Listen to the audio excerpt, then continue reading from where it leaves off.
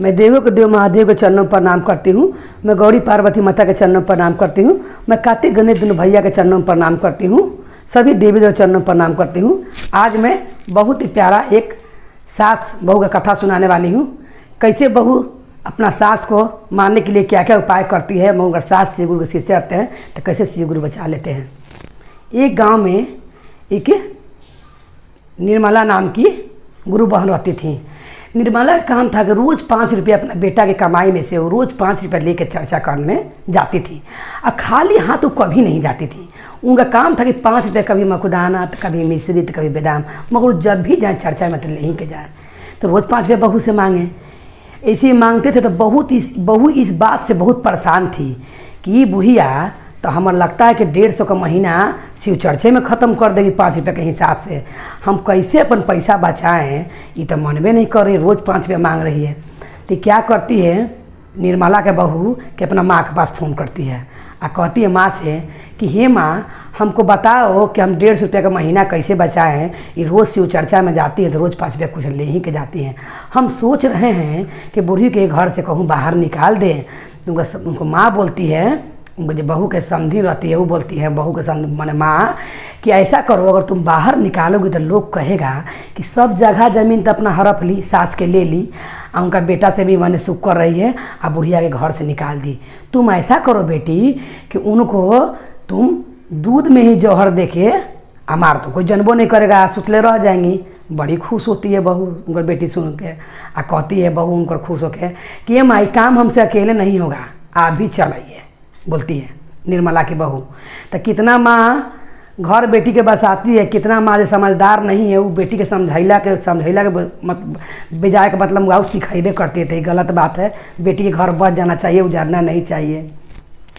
तो क्या होता है कि जब ये बुला लेती है अपना माँ के निर्मला के बहू, तब कहती हैं ये अपने में राय करती हैं दोनों माँ बेटी कि ऐसा करो कि आज तुम 2 गिलास में दूध घोरना। कहती हैं कि 2 गिलास में दूध घोरना और घोर के निर्मला के समधिन कहती हैं कि 2 गिलास में दूध घोरना, बड़का गिलास के दूध तुम क्या करना कि अपना सास के पिलाना और छोटका गिलास के दूध हमको देना। तो ये बोलते हैं निर्मला के बहू का ऐसा करना माँ कि आप सूत जाइएगा नीचे और सास के सूतने दीजिएगा पलंग पर, तब ना उसको हम रात के ले जाएंगे गंगा जी में दहवाने के लिए, मर जाएंगी तो कहती हैं उनकर माँ निर्मला के समधिन बोलती हैं कि ठीक है ऐसा ही होगा। बस वो क्या करती है कि 2 गिलास, सब बात उनके पति सुनते रहता है दुआरी पर से, ये क्या क्या बात हो रहा है मेरा माँ के बारे में। तो पहले ही अपना माँ के बोल देता है जैसे शिव गुरु के शिष्य आते हैं निर्मला कि सुनो माँ, अगर मेरी सास आपको दूध देगी 1 गिलास तो आप दूध मत पीजिएगा, वो दूध उनको पिला दीजिएगा, अपना उनका दूध आप पी लीजिएगा। तो कहती है माँ ऐसा कहा है बेटा। तो कहता है कि जो हम कह रहे हैं आप वही कीजिए। तो कहती है ठीक है। तो समधिन के घर में रहला दिया जाता है सोने के लिए। तो वो कहती हैं लड़की के माँ, लड़का के माँ के कि है दूध आप पी लीजिए बड़का गिलास वाला, हम छोटे गिलास वाला हम पी लेते हैं। तो ये बोलती हैं निर्मला कर काहे हम तो रोज़ रोज़ पीबे करते हैं, आप बेटी घरे आए हैं तो आप ही बड़का गिलास के दूध पी लीजिए। बस निर्मला ऐसे बोल के उनको बड़का गिलास के दूध पी लेती है। अब वो देखती है कि नहीं पिएंगे तो भेद तो खुल जाएगा, तो उनको पीने पड़ता है। लड़की के माँ के जब पी लेती हैं वो तो क्या होता है कि वो जो पड़ी वो सूझ जाती है, लोग हट जाती हैं, मर जाती हैं। जब मर जाती हैं तो पलंगे पर लोग हट जाती हैं। तभी क्या करते निर्मला के बहू कि जब 12 का बजता है तो घर में आती है देखने के लिए। तो क्या देखती हैं चादर उदर ओढ़ के मन उनका माँ सुता रहती हैं। तो सोचती कि हमारे सास पलंग पर सुतल है। तो अपना पति से जाके बोलती है कि सुनिए जी, चलिए हम 150 रुपये का महीना आपको बचा दिए हैं, रोज़ रोज़ 5-5 रुपया लेके जाती थी, हम बचा दिए 150 रुपये का महीना, चल के इनको गंगा जी में दहा दिया जाता है। तो उनका बेटा कहता है निर्मला के कि तुम ही कौन 150 रुपया ढेर खटकता था, माँ ले जाती थी तो तुम ही ले जाओ दहवा, हम नहीं जाएंगे। वो तो जानते रहता है कि मेरा माँ नहीं है, ये तो मेरी पत्नी का माँ है। तो क्या होता है कि कभी कम से कम गंगा जी किनारे तो चलिए।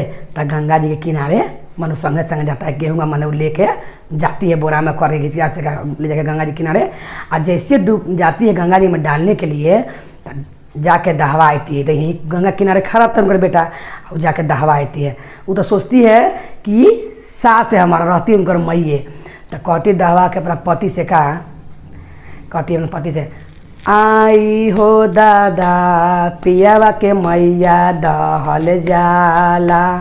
आई हो दादा पियावा के मैया जहल जाला। आई हो दादा पियावा के कुछो ना बुझाला। अपना पति से करे के बताओ, ये पोस पाल के इतना बड़ा कर दी, या रोइयो नहीं रहे, तुमको बुझाइयो नहीं रहा आपको कि आपको माँ के मार के नदी में फेंक दिए, दबा दिए। तो पति कहता है अपना पत्नी से, चल हो तनी घरे चल के देख, चल हो तनी घरे चल के देख, केकर मैया दहल जाए, केकर मैया घरे है। तो कहती उनकर पत्नी कि लगता है पति हमारे बौरा गए, मैया मर गई ना, जब मैया के शोक में पति मेरे से बोल रहा है। सब इससे पूछ के किए हैं, फिर काहे कह रहा है कि चला चल के घरे देख। तो दोनों प्राणी जाता है घरे। जब जाता है घरे, जैसे दरवाज़ा खोलता है तो का देखता है कि निर्मला 4 बजे भोर में नहा धोवा के महादेव के नमः शिवाय का जाप करते रहती है। जैसे दरवाज़ा खोलती है और सास के देख के मूर्छित हो जाती है और सास के गोर पर गिर जाती है। तो सास कहती है, अब कहते कहते तो बहुत बड़ा गलती हो गया, तो जानती कि पर मैये के लगता है कि हम दहवाया है। तब माँ खोजती तो माँ कहूँ नहीं रहती, उसमें सास घर में रहती है। तो सास बोलती है उनकर, अब देख हो अपन मैया दहवैलस, दूसरा के चक्कर में ही अपन मैया गंवैलस। तो सास के गोर पर गिर जाती है, कहती है कि हमको माफ़ कर दीजिए, अगर ये बात गांव वाला जानेगा तो हमको रहने नहीं देगा। आज से हमू शिव गुरु के शिष्या बन जाएंगे, हमू रोज़ महादेव के चर्चा में जाएंगे, दोनों सास पतो 10 पे प्रसाद लेके जाएंगे महादेव के चर्चा में। तो इसीलिए कहा जाता है गुरु बहन कि दूसरा के लिए गड्ढा खोदता है वो खुद ही गिर जाता है। इसीलिए सास में माँ में भेदभाव नहीं करना चाहिए। बोलो हर हर महादेव की जय, गौरी पार्वती मैया भवानी की जय, भैरव भैया की जय।